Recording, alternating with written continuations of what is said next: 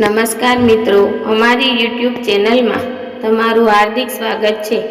જો અમારી ચેનલમાં નવા હોય તો લાઈક, શેર, સબસ્ક્રાઈબ જરૂર કરી દેજો। તો આજે આપણે એક સરસ મજાની કહાની વિશે જાણીશું।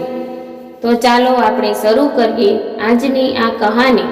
પૂરી સાંભળવા નમ્ર વિનંતી। સનાતન ધર્મમાં શકુન શાસ્ત્રનું વધુ મહત્વ છે। શાસ્ત્રોમાં એવી ઘણી વાતોનો ઉલ્લેખ કરવામાં આવે છે જે વ્યક્તિના જીવનમાં ઘટનાઓ વિશે સંકેત આપે છે। આપણી આસપાસ કંઈ પણ ઘટે છે તો તેનો કંઈક ને કંઈક અર્થ જરૂર થાય છે। શકુન શાસ્ત્રમાં બિલાડીના રડવા વિશે પણ જણાવવામાં આવ્યું છે। ઘણી વખત બિલાડી રડવાનો અવાજ સંભળાય છે અને લોકો બિલાડીના રડવાને અશુભ માને છે, જેના કારણે લોકો રડતી બિલાડીને ભગાડી દે છે। પરંતુ શું તમને આ વાતની જાણકારી છે કે શકુન શાસ્ત્રમાં તેને શુભ માનવામાં આવે છે કે અશુભ? શુભ કે અશુભ? શકુન શાસ્ત્ર અનુસાર ઘરની બહાર બિલાડીનું રડવું અશુભ માનવામાં આવે છે। એવું કહેવામાં આવે છે કે બિલાડીના રડવાથી કોઈ મુશ્કેલીનો સંકેત મળવાનો છે। તેનાથી પરિવારના સભ્યો પર કોઈ મોટી મુશ્કેલી આવી શકે છે।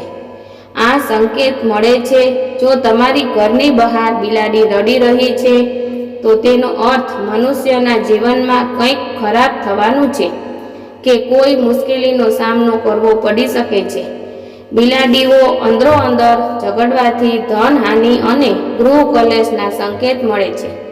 જો તમે કોઈ કામથી ક્યાંક જઈ રહ્યા છો તો અચાનકથી બિલાડી રસ્તા કાપે તો આ અશુભ માનવામાં આવે છે। માન્યતા છે કે જે કાર્ય માટે તમે જઈ રહ્યા છો તેમાં તમને સફળતા પ્રાપ્ત થશે નહીં। જો તમારા ઘરમાં બિલાડી સંતાઈને આવીને દૂધ પી જાય તો તેનાથી ધનહાનિના સંકેત મળે છે। દિવાળીના દિવસે ઘરમાં બિલાડીનું આવવું શુભ હોય છે। માન્યતા છે કે આ અવસર પર બિલાડી ઘરે આવવાથી ધનની તિજોરી હંમેશા ભરેલી રહે છે।